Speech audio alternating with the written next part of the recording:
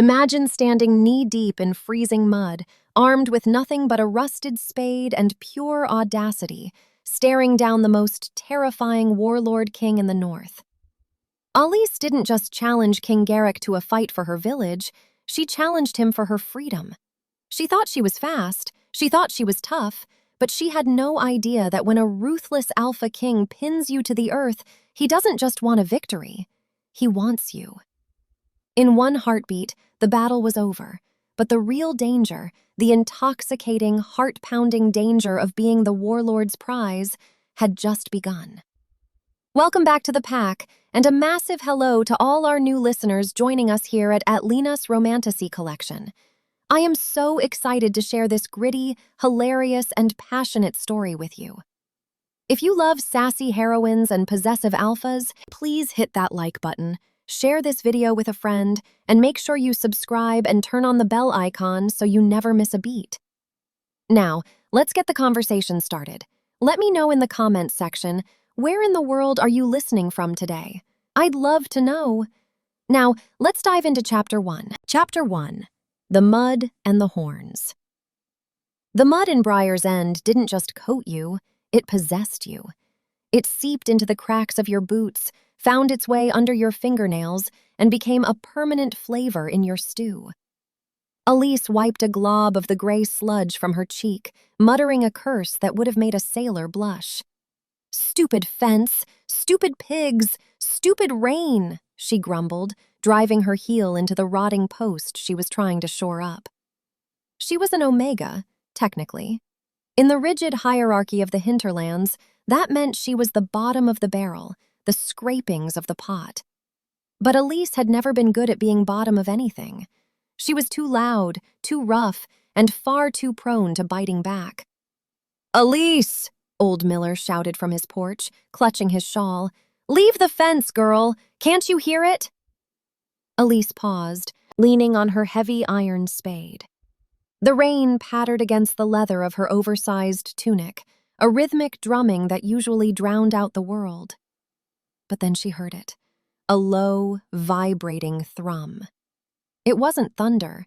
It was the sound of 1,000 heavy paws and iron-shod hooves striking the earth in unison. And then the horn blew. It was a deep, guttural sound, like a dying dragon echoing off the distant mountains. The blood horn. "King Garrick," she whispered, the blood draining from her face. Panic erupted in the village. The residents of Briar's End were mostly elderly wolves whose fighting days were behind them, or pups too young to shift. They scattered like frightened chickens, barring doors and shuttering windows. Aalis didn't run. She tightened her grip on the spade. Her knuckles turned white. She looked at the terrified faces peeking through the cracks of the huts. Old Miller, the widow Hattie, the pups shivering under the porch. "Not today," she hissed. She stomped toward her small, leaning shack. Inside, she didn't reach for gold or jewelry. She had none. She reached for her belt, strapping on the rusted iron knife she kept razor sharp. She grabbed her pouch, checking for her dried meat and herbs, and felt a familiar, furry lump squirming inside. "Stay put, Turnip," she warned the pouch. A soft, indignant hiss answered her. She marched back out into the rain just as the first line of the army crested the ridge. They were terrifying. Massive warriors clad in black iron and fur, their banners snapping in the wind. They didn't look like soldiers. They looked like a landslide of steel and muscle descending to crush her tiny, muddy world. Most wolves would have knelt. Submission was survival. But Aalis felt a cold, hard stone of defiance settle in her gut. She wasn't going to let them tithe her village into starvation. She marched to the center of the muddy road, planted her feet, and hefted the iron spade like a halberd. "All right, you overgrown mutts," she muttered, the rain plastering her wild hazel hair to her face. "Let's see what you've got." She stood alone against the tide, a solitary figure in the mud, waiting for the King of the North to arrive. She expected death. She expected blood. She did not expect that she was about to meet her fate, and that he would be riding a horse the size of a house. Chapter 2. The challenge. The army stopped. It was an eerie, disciplined halt, thousands of warriors freezing instantly at a silent command. The silence that followed was heavier than the rain. Parting the ranks like a black ship cutting through water, a single rider emerged. King Garrick. The stories said he was a monster, a beast who ate pups and drank marrow. Looking at him, Aalis thought the stories might have been downplaying it. He was massive, a sheer wall of muscle encased in dark leather and chainmail. He rode a black destrier that looked like it had been bred in a nightmare, its hooves churning the mud with violence. He stopped 10 paces from her. He didn't speak. He just looked.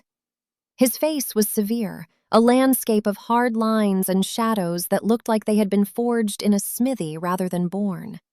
His beard was thick and dark, hiding his expression, but his eyes, storm gray and cold, bore into her with the weight of a physical blow. "Move, girl," his voice rumbled.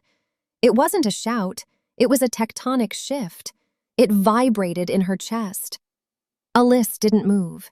She raised her chin, tightening her grip on the spade. "This village has paid its tithe, warlord. We have nothing left but mud and turnips. Turn around." A ripple of shock went through the soldiers. An Omega talking back to an Alpha King? It was suicide. Garrick stared at her.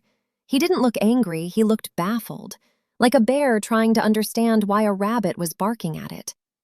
"I am not here for turnips," Garrick said, his tone flat. "I am here for recruits. Step aside. Take one step closer to Old Miller's house, and I'll bury this spade in your horse's eye," Aalis lied. She was terrified. Her knees were shaking so hard she thought they might audibly rattle. But she locked her knees and bared her teeth. Garrick's eyes narrowed. He swung his leg over the saddle and dropped to the ground. The impact splashed mud onto Alis's boots. Standing, he was a giant. He towered over her, blocking out the gray sky. "You challenge me?" he asked softly. The menace in his voice was palpable. "I challenge you," Aalis snapped, her voice cracking only slightly. "Single combat. If I win, you leave Briar's End alone. Forever." "And if you lose?" "I won't." Garrick let out a breath that might have been a laugh or a scoff. "If you lose, I take what I want." He didn't draw his sword. He didn't even raise his fists. He just took a step forward. Aalis panicked. She lunged, swinging the spade with all the desperate strength of a cornered rat. It was a good swing, fast, vicious, aiming for his temple. Garrick didn't dodge. He simply arrived. He moved with a speed that defied physics. One moment he was there, the next he was inside her guard. His hand, large enough to crush a melon, wrapped around her throat, not choking, just immobilizing. With his other hand, he caught her wrist. He twisted. Aalis yelped as the world spun. He swept her legs out from under her and slammed her into the mud. It took 1 second.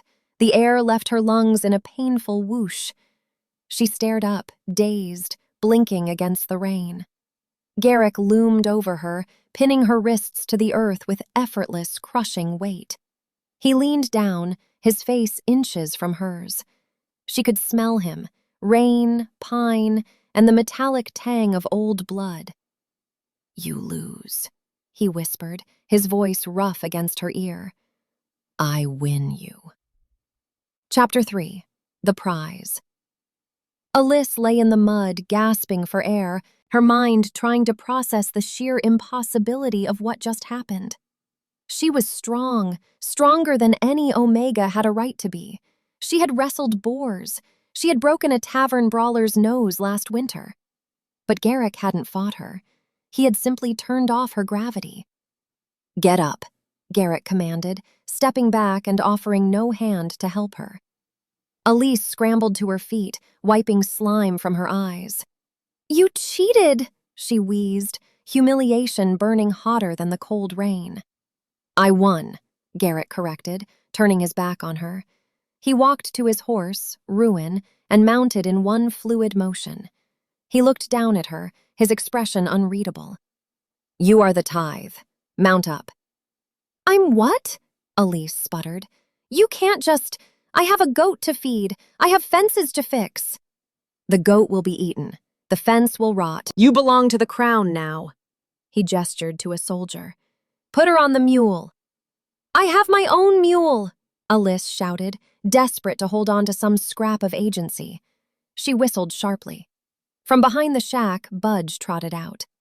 Budge was a disgrace to the equine species, knock-kneed, patchy-furred, and possessing a temper that rivaled Aalis's. The mule laid his ears back and snapped his yellow teeth at the nearest armored warhorse. Garrick actually blinked. He looked from the defiant, mud-caked girl to the defiant, mud-caked mule. For a second, the corner of his mouth twitched. Fitting, he grunted. Aalis was shoved toward Budge. She barely had time to check her pouch. She felt the frantic heartbeat of Turnip against her hip. Good, at least I'm not alone. She swung onto Budge's back, her wet tunic clinging to her skin. As the army began to march, turning the village road into a quagmire, Aalis twisted around.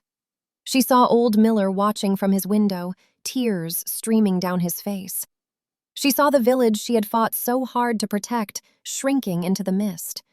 She wasn't a recruit. She wasn't a guest. She was a prize, a trophy won in a 1-second brawl.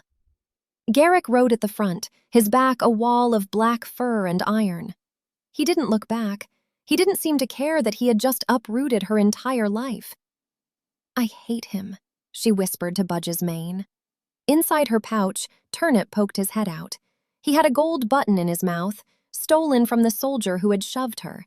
He crunched down on it, looking pleased. Yeah, Aalis muttered, patting the Pine Marten's head. We're going to make him regret this, Turnip, I promise. Chapter 4. The Journey to Stormcrag. The journey north was a miserable affair of sleet, sore muscles, and silence. King Garrick set a brutal pace. They rode for hours without stopping, the landscape shifting from the muddy lowlands to the jagged, pine-choked foothills of the north. Aalis was exhausted. Her thighs chafed against the saddle, and her stomach rumbled loudly enough to startle Budge. She tried to escape twice. The first time was during a river crossing. She waited until the horses were chest-deep in the freezing water, then kicked Budge toward the downstream current, hoping to be swept away into the tree line. Budge, being a traitor, refused to move.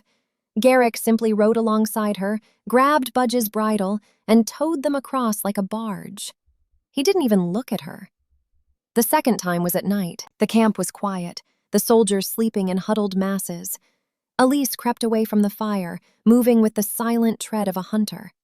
She made it to the edge of the light. Sit down, a voice rumbled from the dark. Garrick was leaning against a tree, arms crossed, eyes reflecting the dying firelight like a predator's. He hadn't been sleeping, he had been watching. Defeated, Aalis stomped back to the fire and sat down with an angry huff. Eat, Garrick said, tossing a strip of dried venison into her lap. I'm not hungry, Aalis lied.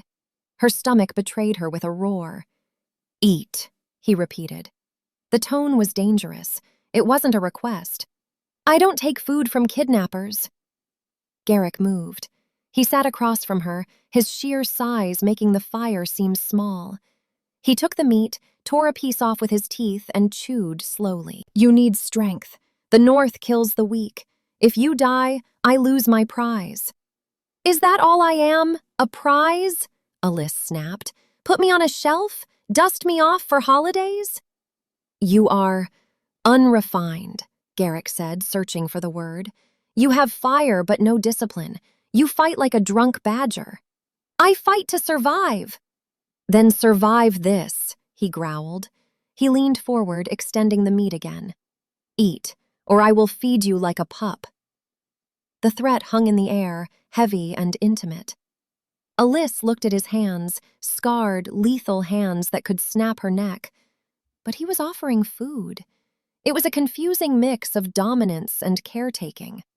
She snatched the meat from his hand, making sure her fingers brushed his roughly. Fine, but I hope it gives you indigestion by proxy. Garrick watched her tear into the venison. He didn't smile, but the tension in his shoulders dropped a fraction. He pulled his fur cloak off and threw it at her. It hit her in the face, heavy and warm, smelling of him. "Sleep," he commanded. "We reach the keep tomorrow." Aalis huddled under the giant cloak, hating how safe it made her feel. Chapter 5. Stormcrag Keep. Stormcrag Keep did not look like a castle. It looked like a threat carved into the mountain. It was a fortress of black stone, perched on a jagged cliff overlooking a churning gray sea.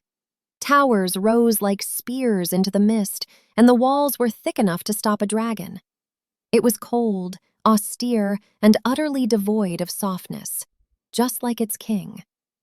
As they rode through the massive iron gates, the atmosphere shifted. The air smelled of wood smoke, wet wolf, and testosterone. The courtyard was filled with soldiers drilling, metal clanging against metal. When Garrick rode in, the activity stopped. A hush fell over the keep. Heads bowed. This was a place of absolute order, ruled by fear and respect. And then there was Aalis, riding a knock-kneed mule, wearing a mud-caked tunic and the king's own cloak. She felt the eyes on her, assessing, judging, dismissing. She straightened her spine. Let them look. A man approached the king's horse. He was different from the warriors. He wore a tunic of crushed velvet, a stark contrast to the leather and steel around him. His hair was silver gray, slicked back with oil, and his face was a mask of practiced aristocracy. Lord Hagen.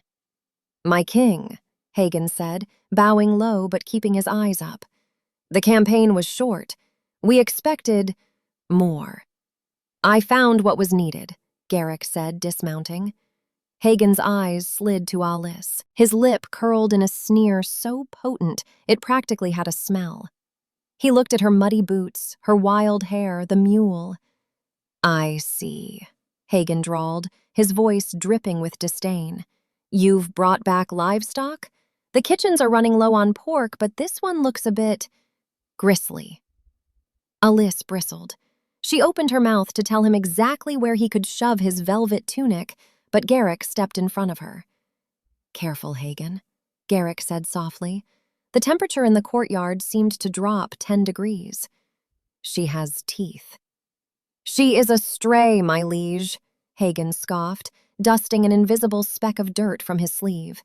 "Where shall we house her? The kennels? Or perhaps the stables with the other beasts?" Alis's hand drifted to her pouch, checking on Turnip. "One word from me, and the weasel takes your nose," she thought. Garrick looked at Aalis, then back to Hagen. A dark amusement flickered in his eyes.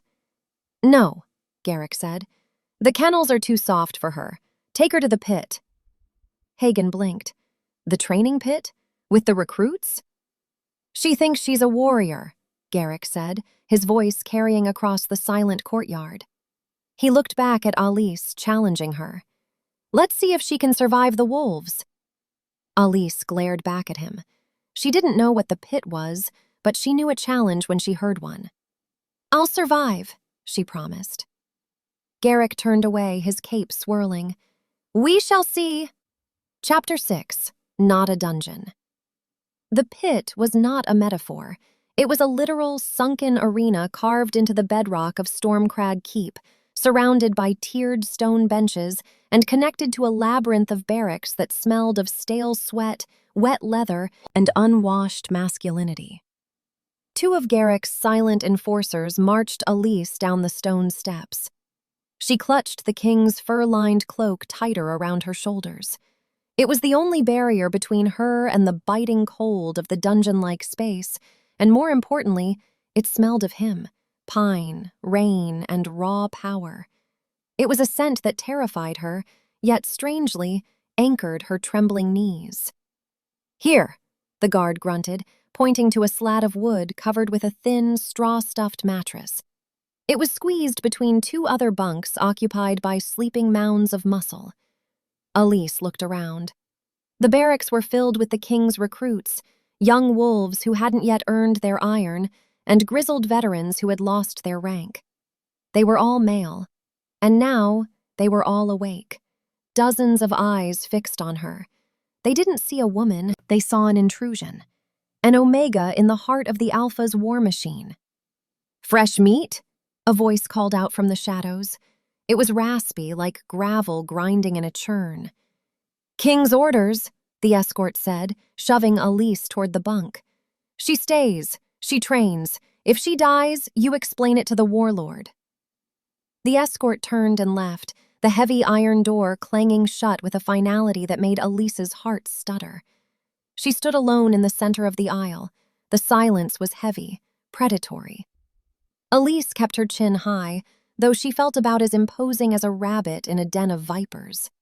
She could feel Turnip shifting anxiously in her pouch, his tiny claws digging into her hip through the fabric of her tunic. "Stay down," she tapped the pouch silently. "Lost your way, sweetheart?" A man sat up from the bunk to her left. He was thick-necked, with a scar running through his eyebrow and a grin that was missing several teeth. "The kitchens are upstairs, or maybe you're looking for the laundry." A ripple of laughter went through the room. It was low, mocking, a sound meant to belittle. Aalis didn't flinch. She dropped her small bag of herbs onto the mattress with a defiant thud. She turned to the man, her eyes narrowed. "I'm not looking for the laundry," she said, her voice cutting through the laughter like a whip. "But looking at you, it seems you haven't found a bar of soap in a decade." The laughter died instantly. The man's grin vanished. He stood up, towering over her by a full head. He smelled of sour ale and violence. "You've got a sharp tongue for a stray," he growled, stepping into her personal space. "Let's see if you scream as loud as you bark." Alis's hand drifted to the rusted iron knife in her boot. She knew the rules of the hinterlands. If she showed fear now, she was finished. "Touch me," she whispered, "and you'll be singing soprano for the rest of your miserable life." Chapter 7. The First Brawl. The man, whose name turned out to be Korg, didn't listen. Of course he didn't. To him, Aalis was just a nuisance, a fly to be swatted. "Feisty," Korg sneered. He reached out, his hand heavy and slow, aiming to grab the front of Garrick's cloak. Aalis didn't wait. The moment his shoulder dipped, she moved. She didn't try to overpower him. That would be physics-defying stupidity. Instead, she dropped her center of gravity, stomping hard on the arch of his foot. Korg roared, more in surprise than pain, and bent forward. That was the opening. Aalis grabbed a handful of sawdust from the floor, kept there to soak up blood, and flung it directly into his eyes. "Arg, you little witch!" Korg flailed, blinded. But Aalis wasn't done. She was a survivor of Briar's End, where fighting wasn't an art form, it was a desperate scramble in the mud. She scrambled up the wooden post of the bunk bed like a squirrel, gaining the high ground, and launched herself onto his back. She wrapped her arm around his thick neck, choking him. Korg thrashed, slamming backward into the stone wall to dislodge her. Aalis grunted as the air left her lungs, but she held on, biting down on his ear, hard. "Get her off!" Korg screamed, spinning in circles. The other recruits were cheering now, a chaotic roar of amusement. They weren't helping him. In the pit, you fought your own battles. Korg finally managed to grab a handful of Alis's hair, yanking her head back. Pain exploded in her scalp. He prepared to slam her into the ground, raising a massive fist. Suddenly, a blur of brown fur shot out of Alis's pouch. Turnip, the Pine Marten, landed squarely on Korg's face. With a hiss that sounded like a tea kettle exploding, Turnip sank his needle-sharp teeth into the soft cartilage of Korg's nose. Korg shrieked, a high, terrified sound that definitely wasn't manly. He dropped Aalis, clawing at the demon weasel attached to his face. Aalis hit the floor, rolled, and swept Korg's legs out from under him. He crashed down, Turnip leaping off at the last second to scurry back to Alis's shoulder, a gold earring triumphantly clamped in his jaws. Aalis stood over the groaning giant, panting, her hair wild, mud and sawdust coating her face. She pulled her rusted knife, not to kill, but to make a point. "Anyone else?" she shouted, brandishing the blade at the circle of men. Silence. Absolute, stunned silence. Then, a slow, rhythmic clapping echoed from the walkway above. Aalis looked up. King Garrick was leaning on the stone railing, his dark eyes gleaming in the torchlight. He wasn't smiling, kings didn't smile, but the corner of his mouth was quirked upward in something that looked suspiciously like pride. "Sloppy," Garrick called down, his voice carrying effortlessly, "but effective." Chapter 8. The Training Begins. The gate to the pit opened, and Garrick descended the stairs. The atmosphere in the room shifted instantly. The recruits scrambled to attention, Korg groaning as he tried to stand and salute despite his bleeding nose. Garrick ignored them all. He walked straight to Aalis. He seemed even larger down here, enclosed by the stone walls. He stopped in front of her, looking at the sawdust in her hair and the feral glint in her eyes. "You fight like a rat," Garrick stated flatly. "Rats survive," Aalis shot back, wiping sweat from her forehead. She realized she was still holding the knife and quickly sheathed it. "And he started it." "I don't care who started it. I care that you almost got your skull cracked because you rely on tricks." Garrick stepped closer, invading her space. He reached out, and Aalis flinched, expecting a blow. Instead, his large, rough hand settled on her shoulder. He adjusted her stance, nudging her feet wider apart with his boot. "Your center of gravity is too high," he murmured. "If he had grabbed your leg, you would be dead. Widen your base." His touch was heavy, warm, and confusing. It wasn't the touch of a captor. It was the touch of a craftsman inspecting a tool. Aalis felt a strange heat flare in her chest, a pull that had nothing to do with fear. The mate bond. She shoved the feeling down, locking it away. "I won," she muttered stubbornly. "You survived," Garrick corrected. "There is a difference. Winning implies control. You had none." He moved behind her, grabbing her wrist and lifting her arm. "Punch," he commanded. Aalis threw a jab at the air. "Weak," Garrick growled against her ear. His chest vibrated against her back. "You're punching with your arm. Punch with your hip. Drive it from the ground." He guided her hips with his hands. The contact was electric. Aalis stopped breathing for a second. Being this close to an alpha, the alpha, was overwhelming. His scent wrapped around her, intoxicating and terrifying. "Again," he ordered. She threw the punch again, twisting her hip as he directed. The snap of power was undeniable. It felt solid, real. "Better," Garrick said, stepping back. The loss of his warmth was sudden and jarring. He looked at the other recruits, his eyes turning cold. "She is not a guest," Garrick addressed the room, his voice dropping to the alpha tone that made knees weak. "She is a trainee. You will fight her. You will bruise her. But if any man touches her with intent other than combat, I will mount his head on the gate." He looked back at Aalis. "Clean yourself up. You smell like a stable." Chapter 9. The Bath. "I am not getting in that thing," Aalis yelled, clinging to the doorframe of the bathing chamber. 3 maids, sturdy, no-nonsense women who looked like they wrestled bears for fun, were trying to pry her loose. In the center of the room sat a steaming copper tub filled with water that smelled of lavender and rose oil. To Aalis, it looked like a cauldron. "The king ordered it," the head maid huffed, yanking on Alis's arm.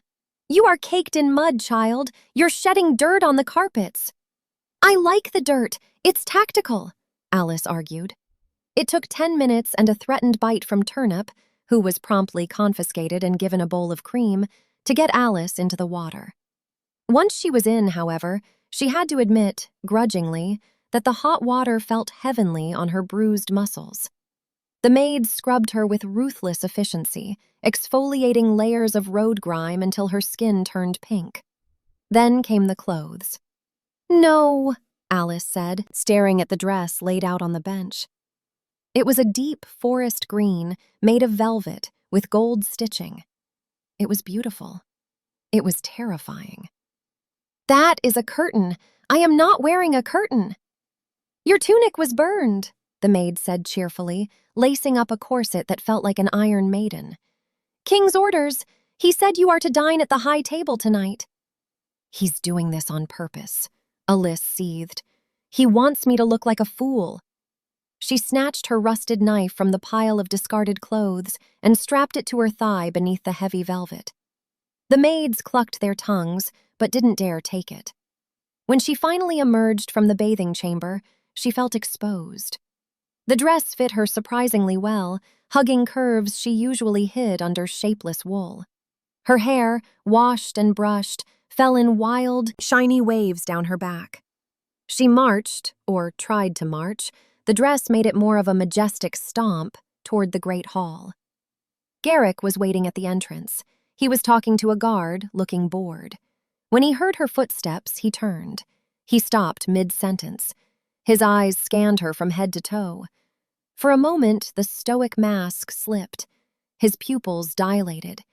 He didn't look at her like a soldier looks at a recruit.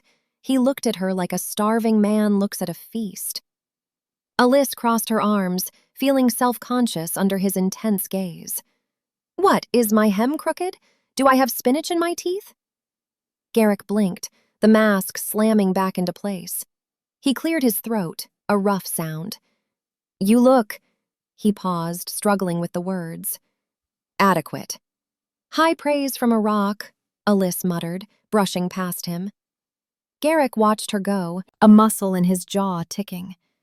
He reached out and touched the spot on his arm where her dress had brushed him. Chapter 10. The Dinner Table. The Great Hall was a cavernous space lit by iron chandeliers the size of wagon wheels. Long tables were packed with soldiers eating roasted boar and drinking ale. At the head of the room, on a raised dais, sat the high table. Aalis sat to Garrick's right. It was a position of honor, which only served to make the other lords stare at her with undisguised hostility. Lord Hagen sat opposite her. He was picking at a pheasant with delicate, manicured fingers. "So," Hagen began, his voice oily, "our little stray cleans up nicely. Though I suppose one can put silk on a pig, and it remains pork." Aalis stabbed a potato with unnecessary force. "And one can wrap a snake in velvet, Lord Hagen, but it remains a reptile." The table went quiet. Garrick continued to eat, but his eyes darted to Aalis. "Charming," Hagen sneered. "Tell me, girl, do you even know which fork to use for the fish? Or do you prefer to use your paws?" Aalis looked at the array of silverware. She picked up the smallest, most delicate fork, the one meant for oysters, and used it to point directly at Hagen's face. "I know that in Briar's End we don't worry about silverware because we're too busy working to feed parasites like you," she said sweetly. "But please, enlighten me. Does the fish fork make the lies taste better coming out of your mouth?" A collective gasp went through the lords. You did not speak to a high councilman that way. Hagen turned a shade of puce. "My king, will you allow this creature to insult your council?" Garrick wiped his mouth with a napkin. He looked at Hagen, then at Aalis, who was glaring daggers with a silver oyster fork. Then he did something that silenced the entire hall. He threw his head back and laughed. It was a deep, booming sound, rusty from disuse but genuine. It echoed off the rafters. The soldiers stopped eating. The lords froze. King Garrick never laughed. "She has you there, Hagen," Garrick rumbled, a grin lingering on his face, a transformation that made him look devastatingly handsome. "The fish fork is useless for lies. You need a spoon." He turned to Aalis, his eyes warm for the first time. He picked up his own chalice and clinked it against hers. "To the pig in silk," Garrick toasted, his voice thick with amusement. Aalis fought the blush rising in her cheeks. She clinked her glass back, hard enough to almost crack it. "To the rock with a laugh," she retorted. As she drank, she caught Hagen staring at her. His eyes weren't just angry anymore, they were hateful, cold, calculating. She had made the king laugh, and for that, Hagen would never forgive her. Chapter 11. The Wolf Inside. The room they had given her was not a cell, but it certainly wasn't a guest suite either. It was a small, stone-walled chamber adjacent to the barracks, smelling faintly of cold iron and damp wool. Aalis didn't mind the austerity. She was used to sleeping in haylofts or under the roots of ancient oaks. What kept her awake wasn't the lumpy straw mattress or the draft whistling through the arrow-slit window. It was the fire under her skin. Aalis tossed on the narrow cot, tangling her legs in the rough wool blanket. Her velvet dress lay in a heap in the corner, discarded the moment the door had bolted shut, replaced by a stolen, oversized tunic she'd swiped from the laundry line on her way down. But no amount of comfortable linen could soothe the itch in her bones. Her wolf was pacing. Usually the brown wolf, a sturdy, unglamorous creature she mentally referred to as she, was content to lay low. Survival in the hinterlands meant hiding your strength, blending into the background, being the omega that no one looked at twice. But Stormcrag Keep was different. This place reeked of alpha power. Every stone was saturated with Garrick's scent, pine, ozone, and the metallic tang of absolute authority. It was calling to her wolf, demanding a response. "Let me out," the beast whined in the back of her mind, scratching at the walls of her consciousness. "Run! Hunt! Bite!" Aalis gritted her teeth, sweat beading on her forehead. "No," she whispered into the dark. "If they see you, they'll kill us." Suppressing a shift was physically painful. It felt like her bones were trying to rearrange themselves, but were being held in place by rusted clamps. Her joints ached with a phantom fever, and her skin felt too tight for her body. Beside her pillow, Turnip let out a soft, whistling snore. The pine marten was sprawled on his back, belly full of cream, paws twitching in some dream of infinite theft. Aalis envied him. He had no secrets. He was a thief, and he was proud of it. She squeezed her eyes shut, trying to force sleep, but the darkness only brought memories she kept buried deep. The nightmare was always the same. She was 12. The snow was red. The large gray wolf, her father, was fighting 3 challengers. He was strong, but they were younger. She was hiding in the brush, small and trembling. She wanted to help, to jump in, but her mother's hand was clamped over her muzzle. "Quiet, Aalis. Be small. Be nothing. If you are nothing, you live." She watched her father fall. She watched the new pack leader sneer at her. "Just a runt, an omega. Leave her to the crows." Aalis woke with a gasp, sitting bolt upright. Her heart was hammering against her ribs like a trapped bird. The room was freezing, but she was burning up. "I am not nothing," she hissed, wiping cold sweat from her neck. She couldn't stay in this box. If she didn't move, her bones would snap from the pressure of holding the wolf back. She needed air. She needed distraction. Aalis swung her legs out of bed, grabbing the rusted iron knife from under her pillow, old habits died hard, and shoved her feet into her boots. She checked on Turnip. He was sound asleep, clutching the gold button to his chest. She left him there and slipped out the heavy oak door. It wasn't locked. Garrick hadn't imprisoned her, he had challenged her, and she wasn't going to lose sleep over him. Chapter 12. The Missing Rib. The keep was a different creature at night. The clamor of the soldiers was gone, replaced by the heavy, breathing silence of stone. Shadows stretched long and distorted across the flagstones as Aalis padded through the corridors. She moved silently, her stray instincts taking over. Keep to the wall, test the floorboards, breathe shallow. She wasn't planning on going anywhere specific, but her feet seemed to have their own agenda. They carried her up the winding stairs, past the sleeping Great Hall, and toward the North Tower where a single light still burned. The war room. The door was ajar.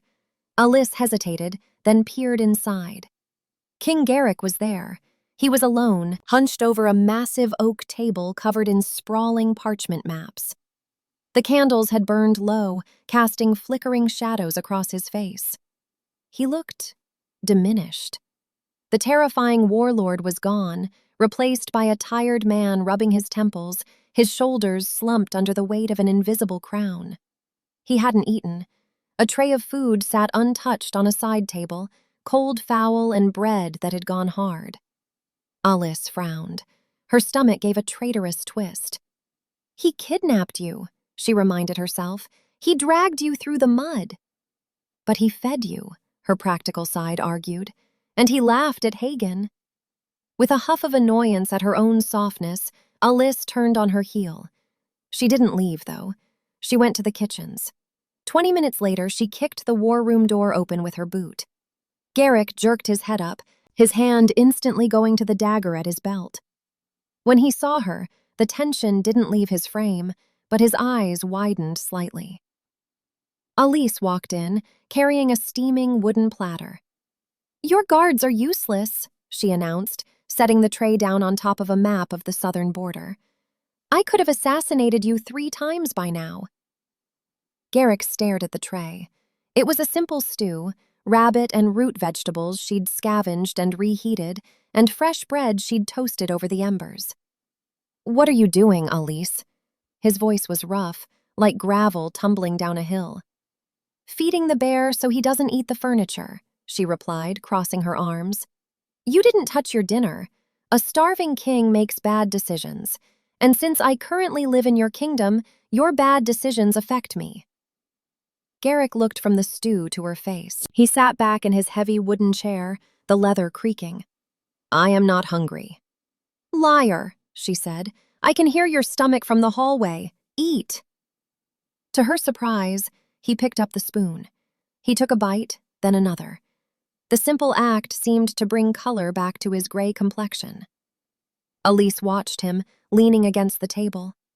Being this close to him in the quiet of the night was dangerous. The mate bond hummed in the air between them, a low-frequency vibration that made her teeth ache. "Why are you awake?" Garrick asked, breaking the silence. He didn't look at her, focused intently on the stew.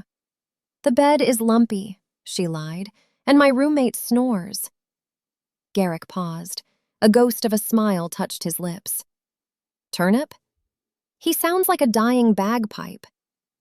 Garrick chuckled, a soft sound that did strange things to Elise's insides. He pushed the empty bowl away and looked at her. Really looked at her. In the candlelight, his eyes weren't just storm clouds, they were the sea after the storm, deep, turbulent, and pulling her in. "I feel," he started, then stopped, running a hand over his beard. "When you are not in the room, there is a pressure in my chest, like a rib is missing. It aches." Alissa's breath hitched. That was exactly how she felt, like she was hollowed out whenever he wasn't near. "Indigestion," she said quickly, her voice a little too high. "You eat too fast." Garrick stood up. He towered over her, casting her in shadow. He reached out, his fingers brushing a loose strand of hair from her forehead. His skin was rough, calloused from the sword, but his touch was impossibly gentle. "You are a terrible liar, Aalis of Briar's End," he whispered. "And you are a terrible host," she shot back, though she didn't pull away. "Now go to sleep. If you start a war because you're cranky, I'm going to put Turnip in your bed." Chapter 13. The Excursion. The next morning, the sky was a bruised purple, threatening snow. Aalis was dragged out of bed not by a nightmare, but by a fist pounding on her door.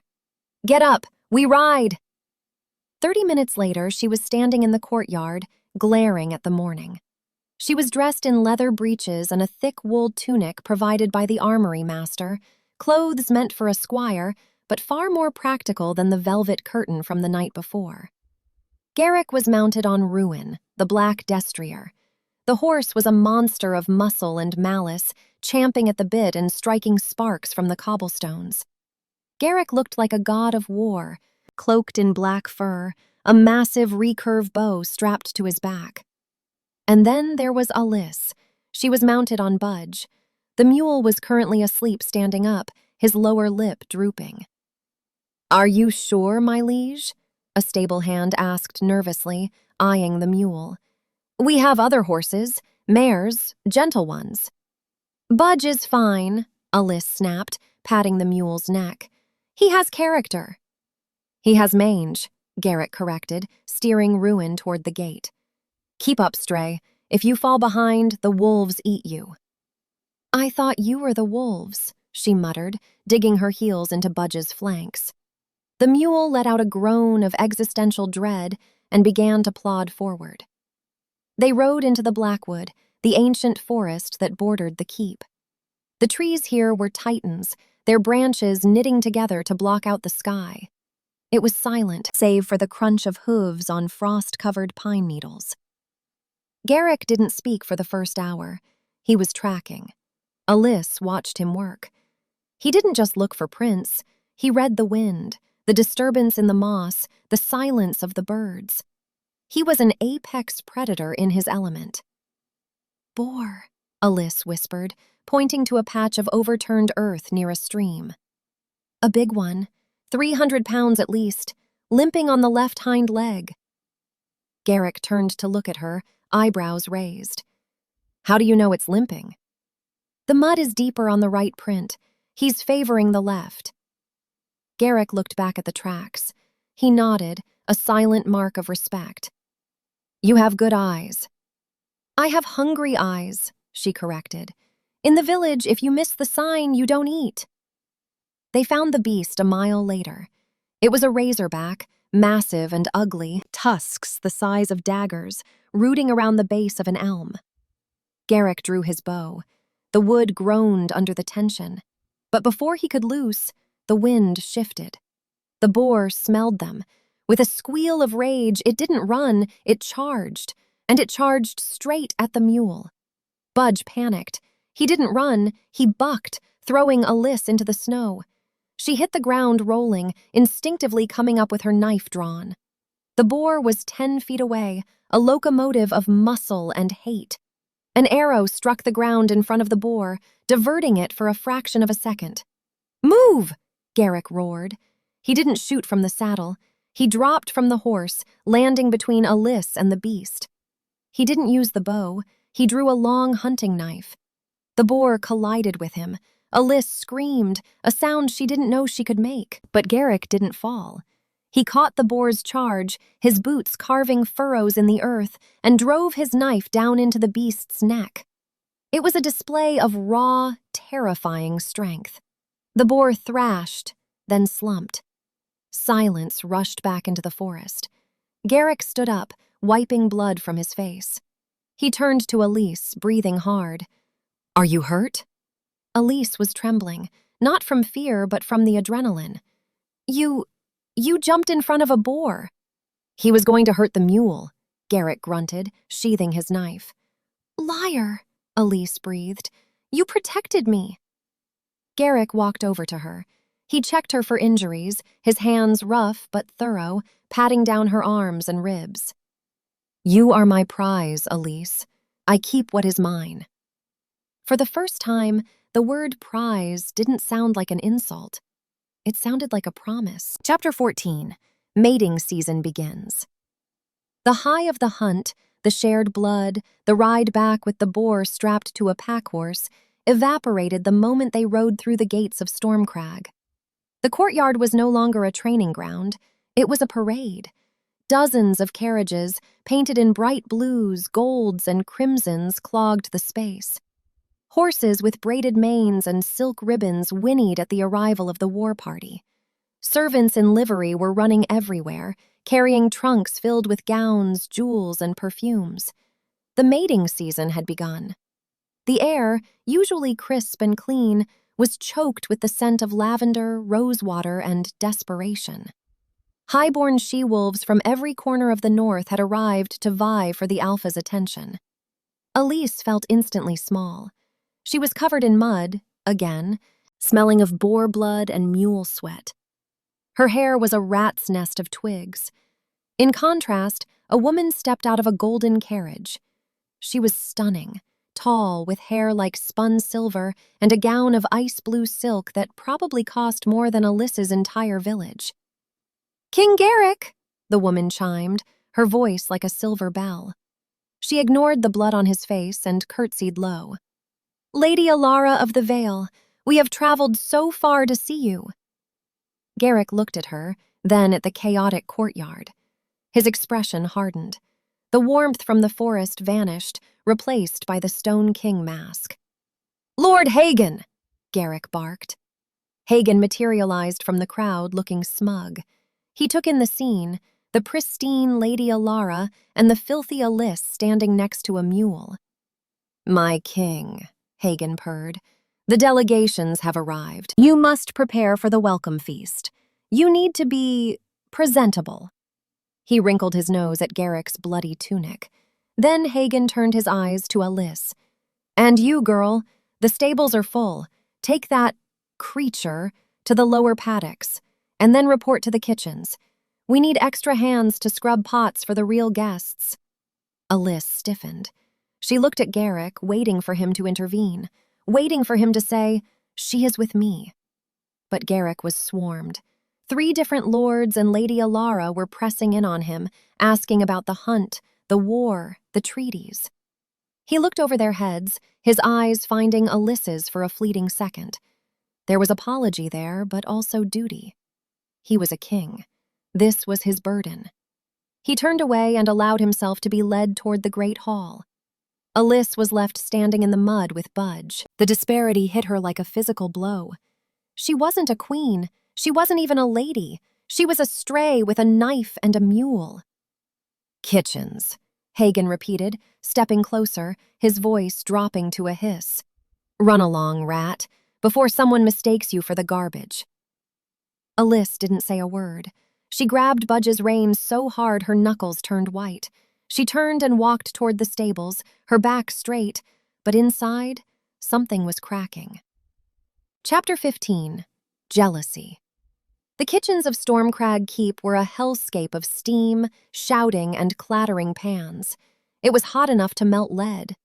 Aalis stood at a butcher block table, a heavy cleaver in her hand. Whack! A carrot was decapitated with lethal force. Whack! A turnip, the vegetable, not the pet, was split in 2. Whack!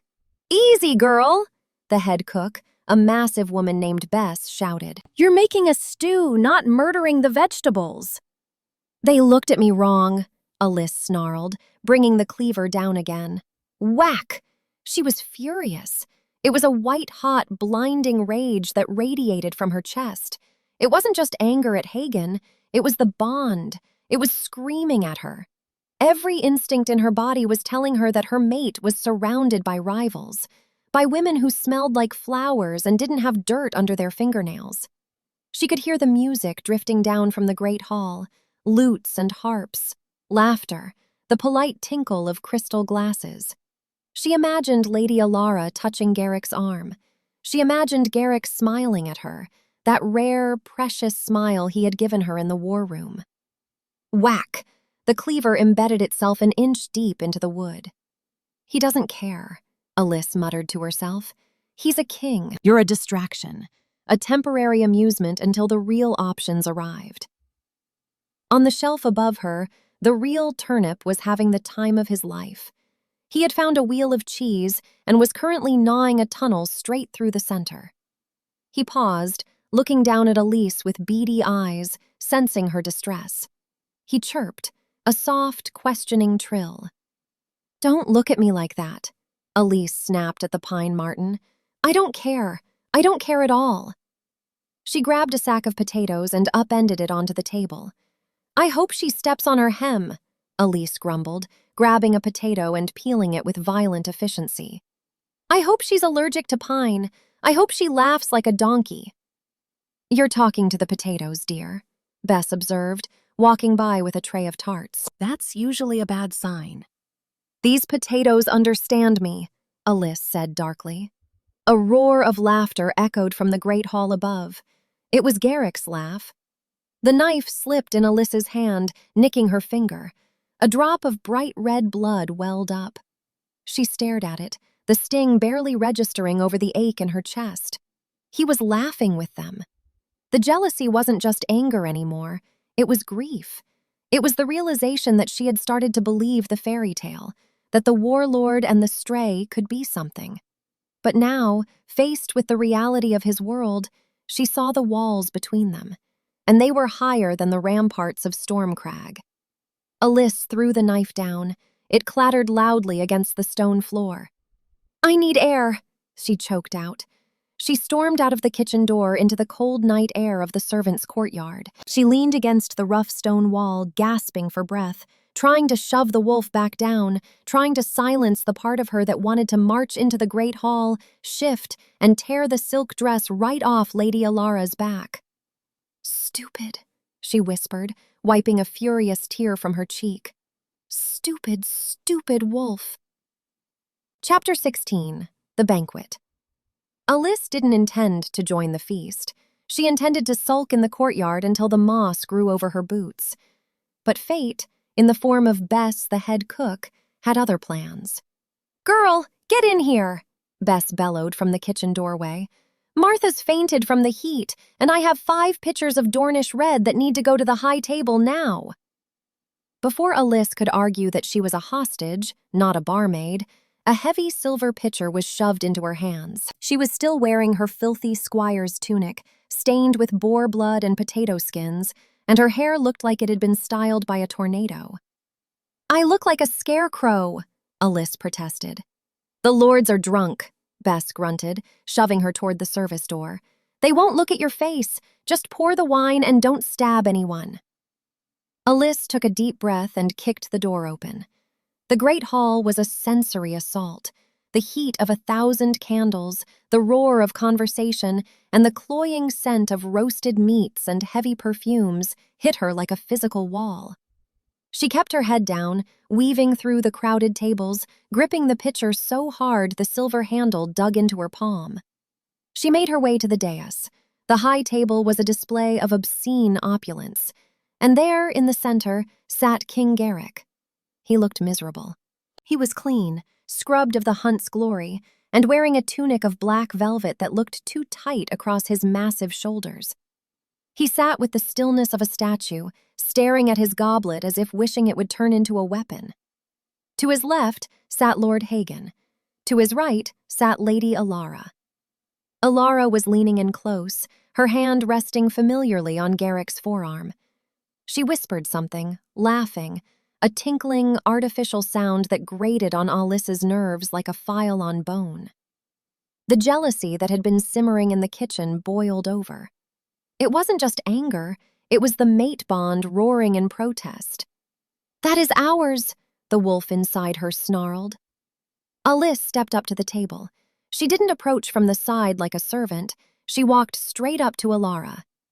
"More wine, my lady?" Aalis asked, her voice dangerously sweet. Alara turned, her nose wrinkling as the scent of onions and old blood wafted off Aalis. "Oh gods, what is this?" She looked Aalis up and down with genuine revulsion. "Does the king keep livestock in the hall now?" Hagen chuckled, leaning forward. "Just the stray I told you about. Pay her no mind." Garrick's head snapped up. His eyes locked onto Aalis. He saw the dirt, the wild hair, and the dangerous glint in her moss-green eyes. He opened his mouth to speak, but Aalis was faster. "Livestock?" Aalis repeated. She hefted the heavy pitcher. "My apologies, I'm just a clumsy animal." She tilted the pitcher. She didn't pour it into the cup. She poured it directly onto Lady Alara's lap. It wasn't a splash, it was a deluge. Dark red wine soaked into the priceless ice-blue silk, spreading like a fresh wound. Alara shrieked, a high, piercing sound that silenced the entire hall. She jumped up, frantically batting at her ruined dress. "You incompetent savage!" Alara screamed, pointing a trembling finger at Aalis. "Guard! Seize her!" Aalis didn't flinch. She set the empty pitcher down on the table with a hollow thud. She looked Alara dead in the eye. "Oops," she said deadpan. Chapter 17. The Rejection. The silence in the great hall was absolute. Even the fire seemed to stop crackling. Every eye was fixed on the dais, where a muddy girl stared down a hysterical noblewoman. Lord Hagen stood up, his face purple with rage. "Guards!" he roared, his spittle flying. "Drag this wretch to the dungeons! She has assaulted a guest of the crown!" Two armored enforcers stepped forward, hands on their sword hilts. Aalis reached for the rusted knife in her boot. She knew she couldn't win this fight, but she'd be damned if she went down without biting someone. "Sit down." The voice wasn't loud, but it carried the weight of a falling mountain. It was the alpha voice. The guards froze instantly. Hagen's mouth snapped shut. Lady Alara stopped hyperventilating. King Garrick stood up. He didn't look at Alara. He didn't look at Hagen. He looked only at Aalis. He walked around the table, his heavy boots thudding on the wood, until he stood between Aalis and the rest of the room. He towered over her, blocking the view of the angry court. He reached out and took her hand, the one with the small cut on the finger from the kitchen knife. He examined the red stain of the wine on her sleeve, which blended with the dried boar blood from the hunt. "My dress!" Alara wailed, trying to regain the momentum. "She ruined it! She smells of filth!" Garrick turned slowly to look at Alara. His expression was bored, almost pitying. He leaned in, sniffing the air near Alara, then turned and inhaled the scent of Alis's hair, earth, rain, and onions. "You smell of rosewater and ambition, Lady Alara," Garrick said, his voice ringing through the hall. "It gives me a headache." He turned back to the crowd, his hand still gripping Alis's dirty fingers. "I have no taste for perfumes," Garrick declared, his tone final. "I prefer the smell of earth. I prefer hands that know the weight of a knife, not a fan." He looked down at Aalis, his thumb brushing over the small cut on her finger. The intimacy of the gesture was shocking in its public display. "The girl stays," Garrick said, "and if anyone has an issue with her scent, they are welcome to leave my keep." He didn't wait for a response. He grabbed a chicken leg from the high table, handed it to Aalis, and sat back down. "Eat," he commanded softly. "You look pale." Aalis stood there, clutching the chicken leg, her heart hammering against her ribs. She looked at Hagen, who had sunk back into his chair, his eyes burning with a hatred so pure it felt cold. She looked at Alara, who was fleeing the hall in tears. Then she looked at Garrick, who was calmly cutting his meat as if he hadn't just upended the entire social order of the North. "You're insane," she whispered. "Eat the chicken, Stray," he murmured, a ghost of a smile hiding in his beard. Chapter 18. The Confrontation. The feast dissolved shortly after that. It's hard to maintain a festive atmosphere when the king has just publicly chosen a potato-peeling Omega over the realm's most eligible bachelorette. Aalis escaped the hall as soon as she could, needing to let her heart rate return to double digits. But the night wasn't over. In the shadows of the gallery, Lord Hagen waited until the hall was empty. He approached the dais where Garrick remained, staring into the dying embers of the hearth. "You are making a mistake," Hagen said, his voice trembling with suppressed rage. Garrick didn't look up. "I make many mistakes, Hagen. Which one bothers you tonight?" "She is a nobody," Hagen hissed, stepping closer. "We need the South's grain. We need the Vale's steel. Lady Alara was the key to an alliance that would secure your throne for a generation, and you threw it away for a pet." Garrick stood up slowly. He turned to face Hagen. The amusement was gone. In its place was the warlord, the man who had united the hinterlands through blood and iron. "Do not mistake my patience for weakness, Lord Hagen," Garrick rumbled. "I do not need to marry for grain. If I want grain, I will take it. If I want steel, I will forge it." "You rule by fear," Hagen countered, "but fear is brittle." "And you rule by scheming." Garrick stepped closer, forcing Hagen to take a stumbling step back. "And schemes burn." Garrick leaned down, his face inches from the councilman's. "I saw how you looked at her. I saw how you treated her. If anything happens to her, if she trips on a stair, if she chokes on a bone, if she gets a splinter, I will not ask questions. I will simply remove your head. Do we understand each other?" Hagen paled. He swallowed hard, nodding stiffly. "Perfectly, my liege. Get out of my sight." Hagen bowed, a jerky, mechanical motion, and retreated into the shadows. But he didn't go to his chambers. He went to the rookery. High in the tower, amidst the cooing of ravens, Hagen took a scrap of parchment. His hands were shaking, not with fear, but with adrenaline. He dipped his quill in black ink. To King Alaric of the South, the wolf is distracted. He is bewitched by a stray bitch from the mud. The north is vulnerable. Send your merchants. The gate will be open. He tied the scroll to the leg of a black raven and tossed the bird into the night. He watched it fly south, a dark speck against the moon. "Let's see how much you love the smell of earth," Hagen whispered, "when you are buried in it." Chapter 19. The Garden. Aalis sat on a stone bench in the castle gardens, shivering slightly. The night air was biting, but it was better than the suffocating heat of the hall. She held her hand to her chest, the small cut on her finger throbbing in time with her pulse. She heard heavy footsteps on the gravel path. She didn't need to look up to know who it was. The air shifted, becoming heavier, charged with static. Garrick sat down next to her. He didn't speak. He just sat there, a massive, warm presence in the dark. "You humiliated her," Aalis said quietly, looking at the frozen rose bushes. "She will recover. Her vanity is thicker than her silk," Garrick replied. He reached out and took her hand again. His grip was firm but careful. He turned her palm up, inspecting the cut she had gotten in the kitchen. "You are bleeding," he said, his brow furrowed. "It's just a scratch. The potatoes fought back." Garrick didn't laugh. He reached into his belt pouch and pulled out a small pot of salve. He dabbed a bit onto his thumb and rubbed it into the cut. The sting vanished instantly, replaced by a cool numbness. "Why do you do that?" Aalis asked, her voice trembling. "One minute you drag me through the mud, the next you're tending my wounds." Garrick looked at her.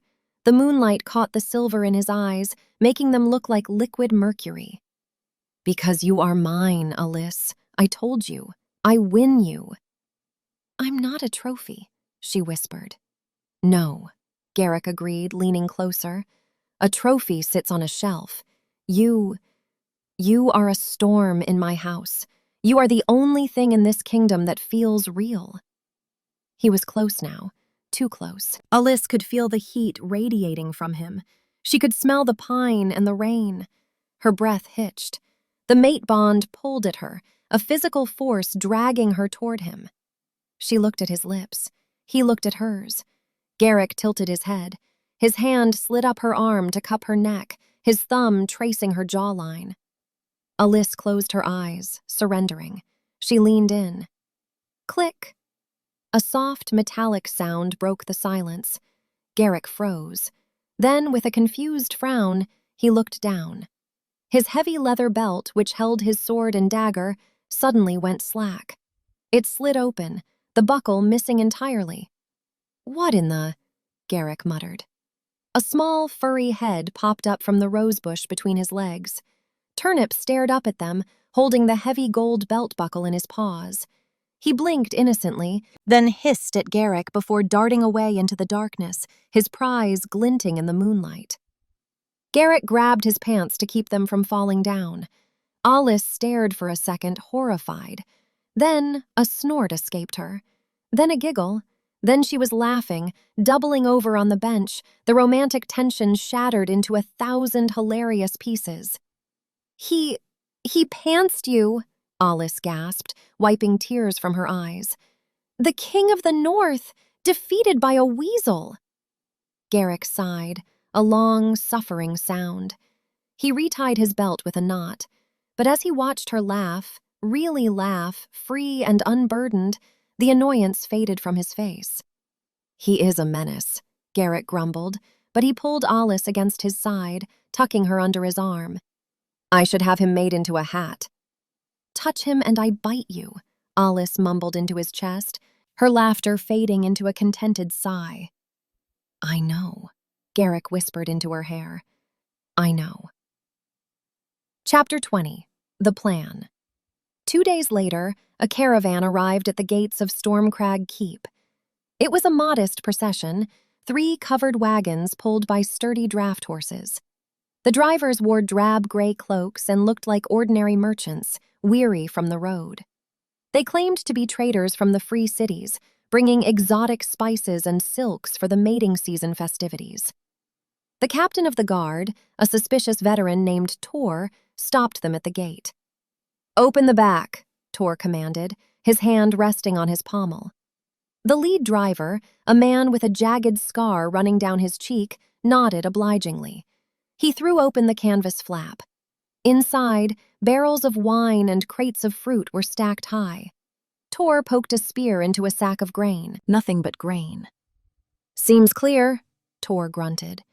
From the battlements above, Lord Hagen watched. He caught the driver's eye. A subtle nod was exchanged. "Let them pass," Hagen called down, his voice carrying authority. "The kitchens are low on supplies after the feast. We need that wine." Tor hesitated, looking up at the High Lord. He didn't like Hagen, but an order was an order. "Open the gates!" The heavy iron portcullis groaned as it lifted. The wagons rolled into the inner courtyard, their wheels clattering on the stone. High up in the servants' quarters, Aalis was leaning out the window, watching the arrival while Turnip tried to pry a loose stone from the wall. She frowned. "That's odd," she murmured to the Pine Marten. Turnip chattered, abandoning the wall to sit on her shoulder. "Those horses," Aalis pointed. "They're draft horses, but they move. Light! And the drivers! Look at how they walk!" The drivers were moving with a fluid, predatory grace that didn't match their weary appearance. They walked on the balls of their feet, like wolves stalking prey. Turnip hissed at the wagons, his fur puffing up. "You don't like them either?" Aalis asked. She felt a shiver crawl down her spine. Her instincts, honed by years of surviving in the wild, were screaming that something was wrong. "Why is Hagen letting them in without a manifest?" Down in the courtyard, the wagons came to a halt near the darkened stables. The lead driver jumped down. As he turned, his cloak swirled, and for a split second, Aalis saw the glint of steel, not a merchant's knife, but a short sword, strapped to his thigh in the style of the southern assassins. The canvas on the second wagon twitched. It wasn't the wind. Hagen smiled from the balcony. The Trojan horse had arrived, and the Wolf King was too busy playing house to notice. Chapter 21. The Sparring Match. Aalis marched down the stone steps into the lower courtyard, her boots crunching on the gravel. She was dressed in her fighting leathers, which were really just a squire's breeches she had permanently borrowed, and she had Turnip perched on her shoulder like a furry parrot. She found the merchants near the stables, unloading a crate that looked suspiciously light for wine. There were 5 of them. They moved with a synchronized, predatory efficiency that no grocer in the history of the world possessed.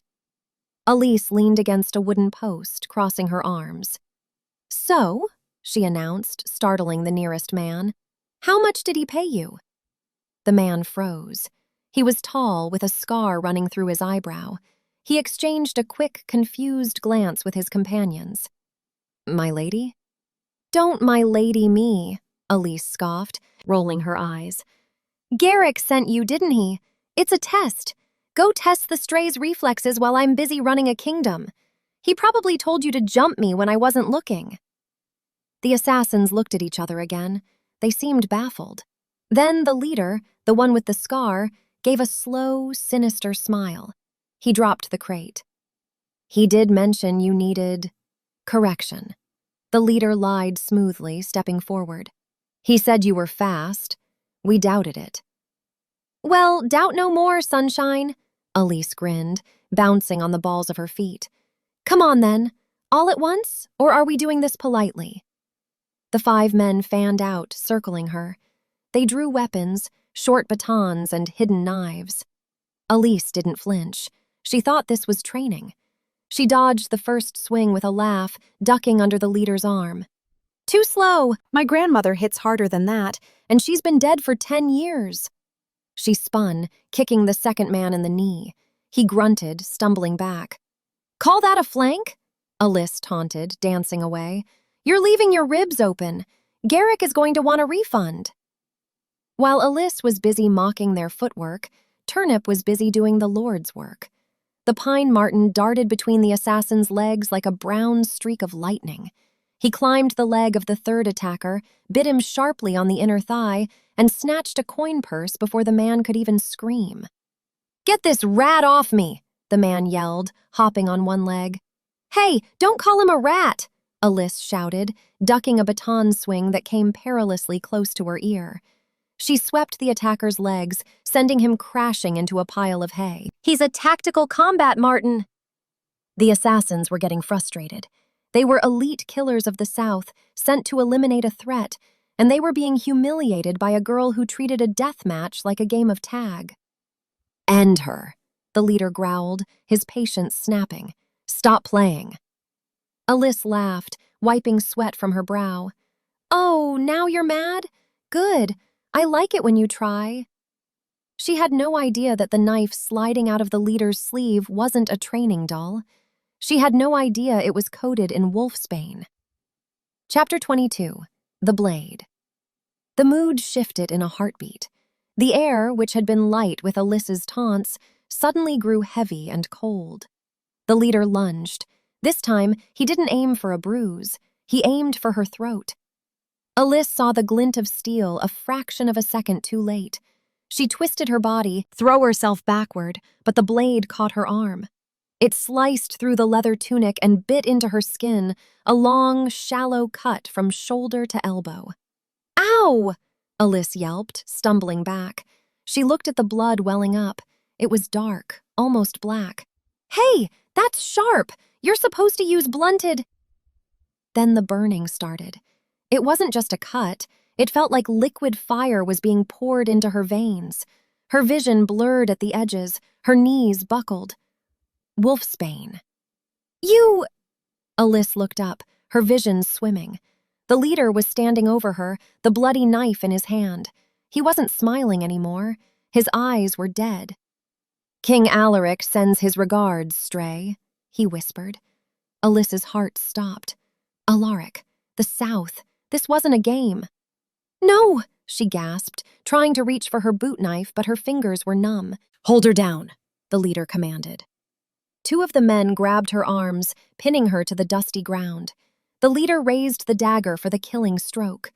Turnip screamed, a high, terrified chatter, and launched himself at the leader's face, scratching wildly. The leader swatted the small animal away like a fly. Turnip hit the stable wall with a sickening thud and fell silent. That sound broke Aalis. The sight of her small, brave companion lying still shattered the lock she had kept on her inner beast for years. The fear vanished. The pain vanished. All that was left was a red, consuming rage. Aalis threw her head back and screamed. But it wasn't a human scream. It warped, deepening into a guttural growl that shook the stones of the courtyard. Her bones cracked. The sound was like gunshots. Snap, pop, crack. The men holding her shouted in horror, trying to pull away, but it was too late. Her body contorted, reshaped by a violent, ancient magic.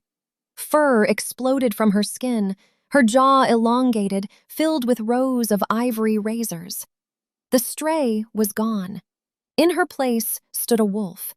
Not a majestic dire wolf, but a compact, muscle-bound brown wolf, the kind that survived winters that killed bears, the kind that didn't fight for honor, but for blood. She snapped her jaws, taking the hand of the man who had pinned her right off at the wrist. Chapter 23. The Massacre. The courtyard became a slaughterhouse. The assassin who lost his hand didn't even have time to scream before Aalis, the brown wolf, tore his throat out. She moved with a speed that defied nature, a brown blur of teeth and fury. The leader, the one with the scar, scrambled back, drop his dagger. "Shift! Shift now!" he screamed to his men. They tried. Bones cracked as they attempted to assume their war forms, but Aalis didn't let them. She was on them before they could change. She was a whirlwind of violence. She bit through hamstrings, snapped spines, and crushed windpipes. She wasn't fighting like a soldier. She was fighting like a cornered animal protecting its young. The leader managed to shift halfway, his face a grotesque mix of human and snout, before Aalis hit him. She slammed into his chest with the force of a battering ram, knocking him into the water trough. She didn't hesitate. She clamped her jaws around his neck and shook him like a rag doll until the cracking sound stopped. Silence fell over the courtyard. 5 bodies lay broken in the dust. The air was thick with the copper scent of blood. Aalis stood in the center of the carnage, her brown fur matted with red. She was panting heavily, her sides heaving. The wolfsbane was still in her system, fighting her healing factor, making her legs tremble. The heavy iron gates of the inner keep burst open. "Aalis!" King Garrick sprinted into the courtyard, his sword drawn, his face pale with panic. He had heard the scream. He had felt the spike of agony through the mate bond. He stopped dead. He looked at the 5 dead assassins, recognized the southern markings on their armor. Then he looked at the wolf. She was smaller than him, brown and unassuming, but she radiated a ferocity that made the air hum. She was growling low in her throat, standing over the motionless body of Turnip, daring anyone, even the king, to come closer. Garrick dropped his sword. It clanged loudly on the stones. "Aalis," he whispered, stepping forward slowly, his hands raised. "It's me." The wolf snarled, her eyes wild and glazed with pain. She didn't recognize him. The poison was confusing her mind. She crouched, ready to spring. "I am not going to hurt you," Garrick said, his voice dropping to a low, soothing rumble. He ignored the blood. He ignored the threat. He walked straight toward a lethal predator. "I am here. I've got you." He reached the wolf. He didn't flinch as she snapped her jaws inches from his face. He simply sank to his knees in the bloody dust and wrapped his massive arms around her neck, pulling her heavy head against his chest. "I've got you," he repeated, burying his face in her fur. The wolf stiffened. Then, slowly, the growl died away. She let out a whimpering sigh and collapsed against him. Chapter 24. The Aftermath. The shift back was always harder than the shift forward. It was a slow, agonizing realignment of bone and sinew. Aalis lay on the king's massive bed, shivering violently. She was human again, but she felt raw, her skin sensitive to the air, her muscles screaming in protest. She was naked, curled under a mound of furs, but she couldn't get warm. Garrick was there. He hadn't let the healers touch her. He had carried her up the stairs himself, growling at anyone who looked at her. Now he sat on the edge of the bed, a bowl of warm water and a cloth in his hands. "Drink," he murmured, lifting a cup of willow bark tea to her lips. Aalis sipped it weakly. Her throat felt like she had swallowed glass. The memory of the fight came rushing back. "Turnip," she croaked, gripping Garrick's wrist. "Where is he? Is he?" Garrick set the cup down. He reached into his pocket and pulled out a small, limp bundle of fur. Turnip let out a squeak. He was battered, missing a patch of fur on his side, and looked very sorry for himself, but he was alive. He crawled out of Garrick's hand and onto Alis's chest, curling into a ball over her heart. Aalis let out a sob of relief, stroking the pine marten's head. "You idiot! You brave, stupid idiot!" Garrick watched them, his expression unreadable. He took the wet cloth and began to gently wipe the blood from her arm. The cut from the poisoned blade was already closing, her wolf blood fighting off the toxin, but it was an angry red line. "You hid your wolf," Garrick said quietly. It wasn't an accusation. Aalis flinched. "I had to. Omegas survive by being nothing. If they knew I could fight..." "If they knew you could fight, they would have feared you," Garrick finished. He traced the line of the wound with his thumb. "You killed 5 of Alaric's elite, alone, poisoned." "I was angry," Aalis whispered. "You were magnificent," Garrick corrected. He looked at her, and for the first time, Aalis saw no walls in his eyes. The Stone King was gone.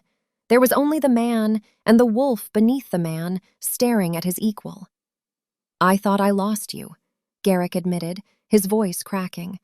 "When I felt the pain, when the bond screamed." He leaned forward, resting his forehead against hers. "Do not ever do that to me again." "Then don't let assassins into your courtyard," Aalis murmured, closing her eyes. "I won't," Garrick promised darkly. "Hagen will pay for this. But first—" He pulled back slightly, his eyes searching hers. The air in the room shifted. The fear and adrenaline were fading, replaced by something heavier, something hotter. The mate bond, fully awakened by the violence and the proximity, was pulling them together like gravity. "First," Garrick whispered, "I need to know that you are here, that you are real." Chapter 25. The Surrender. The room was lit only by the dying embers of the hearth. The shadows danced on the stone walls, but Aalis saw only him. Garrick didn't move like a king now. He moved like a man starving.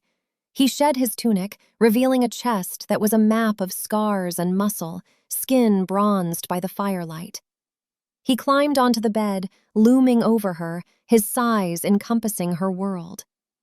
"Aalis." He breathed her name like a prayer. She didn't hide.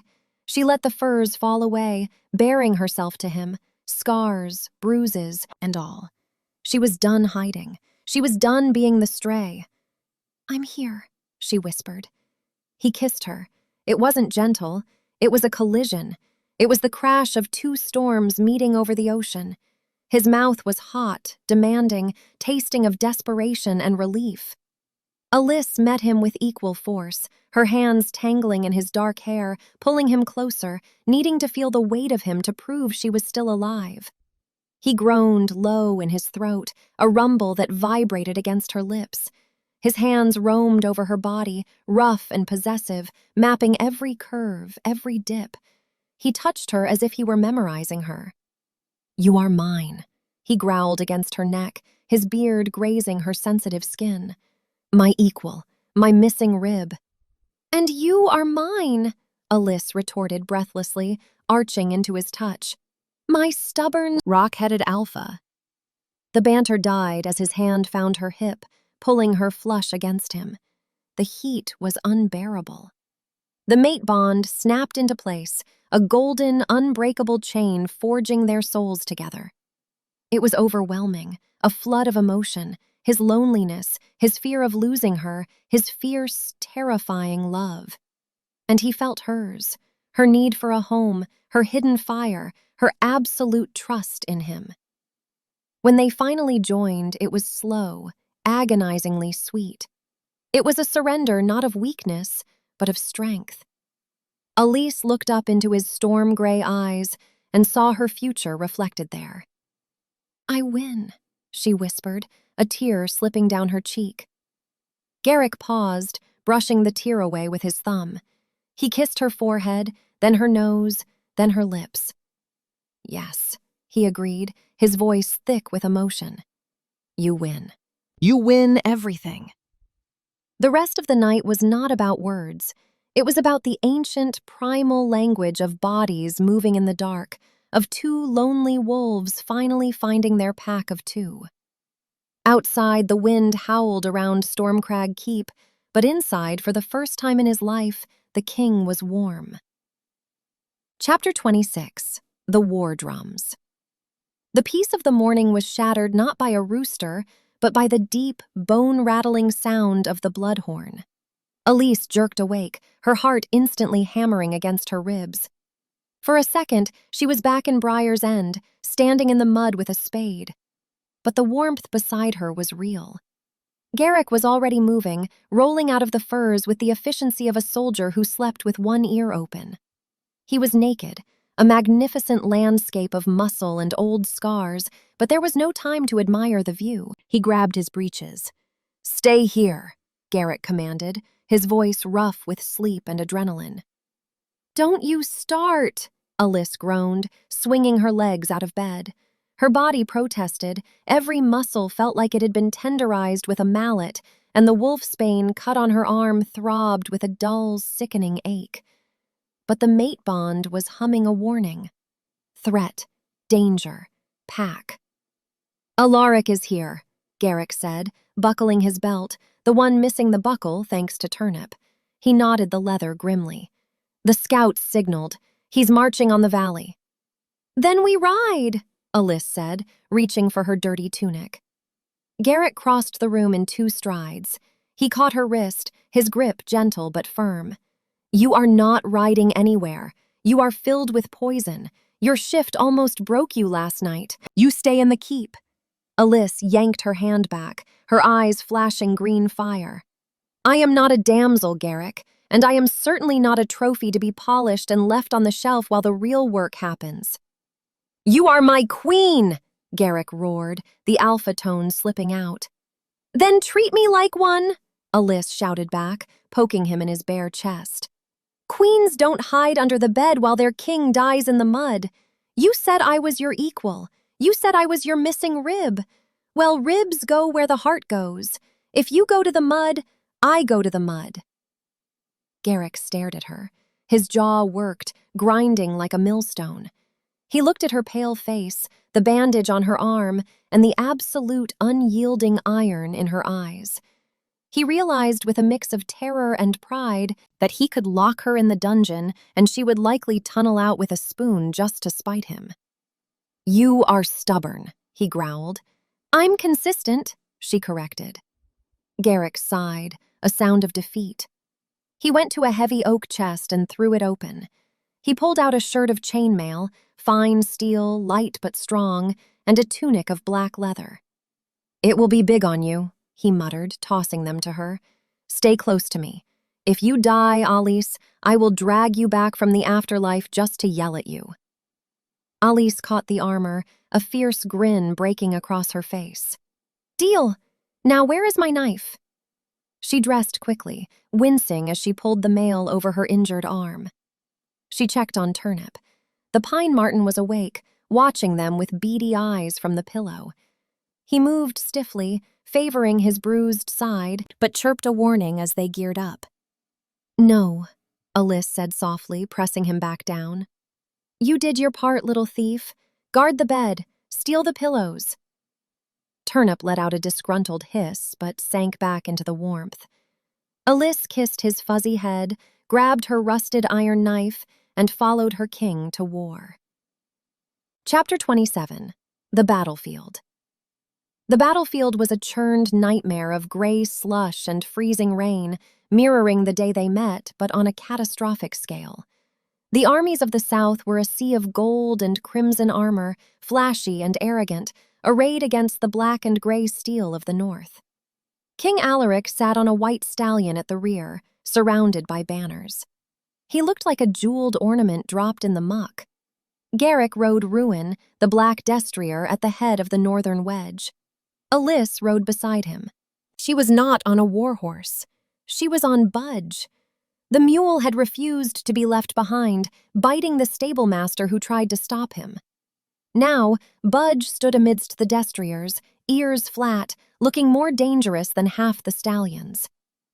"They outnumber us," Aalis shouted over the wind. "They usually do," Garrick replied, drawing his massive greatsword. It sang as it left the scabbard. "Sothrons breed like rabbits. They die like them, too." The charge was not glorious. It was a collision of meat and iron. Garrick roared, a sound that shook the mist, and Ruin slammed into the enemy line. Aalis was right there with him. She didn't have a sword, she had a mace she'd borrowed from the armory and her trusty knife.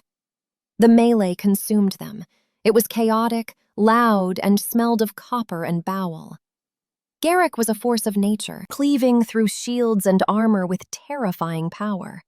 He fought like a storm, uncontainable. But Aalis fought like a survivor.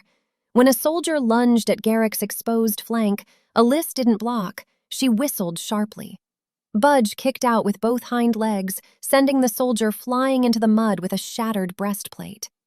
"Nice kick," Garrick shouted, beheading a spearman. "He's been practicing on the goats," Aalis yelled back. She ducked a swinging sword, grabbed the attacker's wrist, and drove her knife into the gap of his armor, the armpit. He fell, screaming. She didn't fight with honor, she fought to win. She threw mud in visors, she slashed at horse tendons. She was a whirlwind of dirty, pragmatic violence. "Left!" Aalis screamed. Garrick didn't question. He raised his shield instantly, catch a javelin that would have taken him in the neck. He spun, using the momentum to backhand the thrower with his shield rim. They moved as one organism. Where Garrick was strength, Aalis was speed.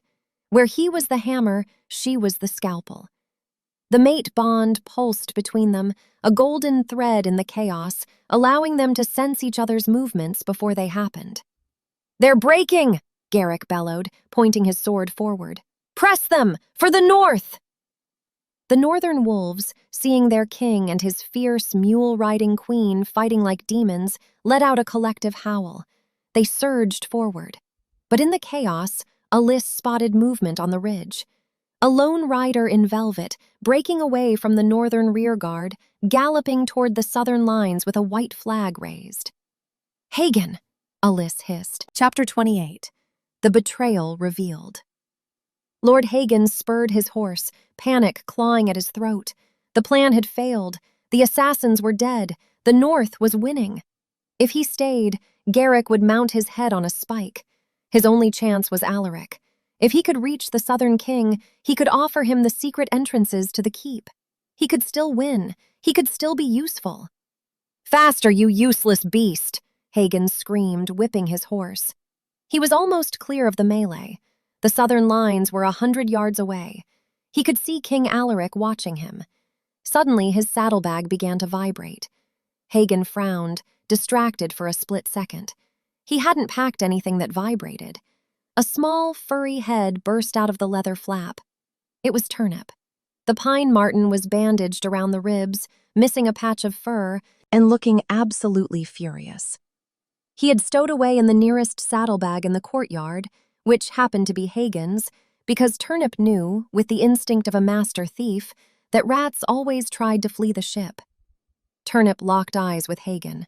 He hissed, baring his needle teeth. "Get off!" Hagen shrieked, swatting at the animal. Turnip didn't go for the man. That was amateur hour. Turnip went for the vehicle. The Pine Marten slithered down the saddle strap and sank his teeth into the sensitive flank of Hagen's thoroughbred. The horse screamed. It didn't just buck, it went vertical. Hagen, a man who spent more time in chairs than saddles, lost his stirrups instantly. He flew through the air in a surprisingly graceful arc, arms flailing, velvet cloak billowing like a useless parachute. He landed face first in the deepest, foulest mud puddle on the entire battlefield. The breath left him in a wet squelch.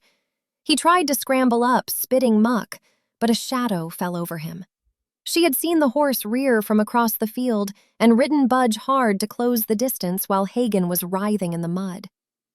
Aalis looked down at him, her face splattered with blood and grime, her chainmail oversized, and her expression one of cold satisfaction. Turnip scrambled out of the mud where he had landed and scurried up Aalis's leg, settling on her shoulder with a smug chirp. "Going somewhere, Lord Hagen?" Aalis asked pleasantly. Hagen wiped mud from his eyes. I was going to negotiate, to save us." "With a white flag?" Aalis pointed her mace at the banner lying in the slush. "And riding toward the enemy? In my village, we call that running away." Hagen scrambled back, crab-walking in the filth. "Mercy, I am a high lord. You cannot touch me." Aalis leaned down from her mule. "You tried to kill my king. You tried to kill me. You hurt my weasel." She raised the mace. "I'm not going to kill you, Hagen," she said, her voice dropping. "That would be too quick, and I have a much better job in mind for you." She swung the mace, not at his head, but at his knee. Crack! Hagen's scream was the sweetest music she had heard all day. Chapter 29. The Victory. While Aalis was dealing with the trash, Garrick was dealing with the threat. He cut a path straight to King Alaric. The southern guards tried to stop him, but they were terrified. This wasn't a man, it was a juggernaut covered in black iron and blood. Alaric saw him coming. To his credit, the Southern King didn't run. He drew a jeweled rapier, looking elegant and fast. "You fight like a peasant, Garrick," Alaric taunted, spurring his white stallion forward. "And you fight like a dancer," Garrick grunted. Alaric lunged, his blade flashing. He was fast, aiming for the gaps in Garrick's armor. He scored a hit, nicking Garrick's cheek. "Too slow, Wolf," Alaric laughed. Garrick didn't even blink. He didn't try to match Alaric's speed. He waited. When Alaric lunged again, overextending in a showy thrust, Garrick simply released the reins of ruin and grabbed Alaric's sword arm with his gauntleted hand. Alaric's eyes went wide. "I don't need to be fast," Garrick growled. "I just need to catch you once." He yanked Alaric out of his saddle. The Southern King flew from his horse and crashed into the mud. Before he could recover, Garrick was off ruin, planting a heavy boot on Alaric's chest. He raised his greatsword. "Yield," Garrick commanded. The word was a thunderclap. Alaric looked at the massive blade, then scanned the field. His lines were broken. The northern wolves were feasting on his golden guard. He was alone. "I yield!" Alaric shrieked, holding up his jeweled hands. "Take the north! Just let me live!" "I already have the north," Garrick spat. "Now I have the south, too." The cry went up across the field. "The king has yielded!" Weapons dropped. The southern army, demoralized and muddy, fell to their knees. Silence returned to the hinterlands, broken only by the heavy breathing of the victors and the rain. Garrick looked around. He didn't care about the cheering soldiers. He scanned the field frantically until he saw a mule plodding toward him. Aalis slid off Budge. She was limping slightly, covered in muck, her oversized armor rattling. She looked exhausted. She looked beautiful. Garrick dropped his sword and met her halfway. He didn't care about the audience. He grabbed her face in his bloodied hands and kissed her, hard, desperate, and full of life. "You're alive," he breathed against her lips. "Told you," Aalis grinned, leaning against him. "I win." "Yes," Garrick laughed, pulling her into a bone-crushing hug. "You win." Chapter 30. The Queen's Judgment. 3 days later, the great hall of Stormcrag Keep was scrubbed clean, but the tension was still thick. Garrick sat on the heavy oak throne. Aalis sat beside him. She didn't have a throne yet, so she sat on a high-backed wooden chair that Garrick had dragged up onto the dais himself. She was wearing the green velvet dress again, but this time she wore it with her boots, and Turnip was asleep on her lap wearing a tiny bandage. First came King Alaric. He was stripped of his armor, looking small and soft without his gold. "You invaded my land," Garrick said, his voice echoing off the stones. "The penalty is death." Alaric trembled. "Mercy, King Garrick. I can pay gold, gems." "We don't eat gold," Aalis spoke up. She leaned forward, resting her chin on her hand. "The winter is coming. The north needs grain, and wine, and builders to fix the villages your men burned." She looked at Garrick. He nodded, deferring to her. "The pity deal," Aalis announced. "You keep your head, Alaric. In exchange, the South will feed the North for 10 years. No cost, and you will rebuild Briar's End yourself, with your own hands. If I see one crooked fence post, I invade the South. Understood?" Alaric blinked, stunned to be alive. Yes, thank you, my queen." He was dragged away. "Bring him in," Garrick commanded. Lord Hagen was dragged in. He was a wreck. His velvet was ruined, his knee was splinted, and he smelled worse than the stables. He looked up, expecting the axe. "Lord Hagen," Aalis said pleasantly, "or should I say, Mr. Hagen. You care very much about lineage and station, don't you?" I served the crown," Hagen wheezed. "You served yourself," Garrick growled. "By rights, I should feed you to the wolves." "But that would give the wolves indigestion," Aalis interrupted. "And I hate cleaning up messes. Speaking of cleaning..." She stood up and unrolled a scroll. I strip you of your titles, your lands, and your name. From this day forth, you are the latrine lord of Stormcrag Keep. You will clean the barracks. You will scrub the kennels. And most importantly, she picked up Turnip, who woke up and blinked blearily. You are solely responsible for the sanitation of the Royal High Guard, Sir Turnip of the Pine. Turnip chirped. Hagen looked horrified. You want me to pick up after the weasel? Hagen gasped. Every single dropping. Aalis smiled. Get a shovel, Hagen. You have work to do. As Hagen was dragged away weeping, the court erupted in laughter. It wasn't mocking laughter this time. It was the sound of a healed kingdom. That evening, Garrick and Aalis stood on the battlements, watching the sun set over the jagged peaks of the hinterlands. You make a terrifying queen, Garrick murmured, wrapping his arm around her waist. I learned from the best, Aalis replied, leaning into his warmth. Are you happy, warlord? You got your fight. I got something better, Garrick said, turning her to face him. He looked at her, not as a prize, not as a stray, but as the other half of his soul. I got you. You did, Aalis agreed, standing on her tiptoes to kiss him. But I still say I won that first fight. Garrick laughed, the sound deep and free. Keep telling yourself that, my love. As long as I get to keep the prize, I don't care who won. He kissed her as the stars came out over the north, and for the first time in history, the Wolf King and his stray lived happily and loudly ever after. The end.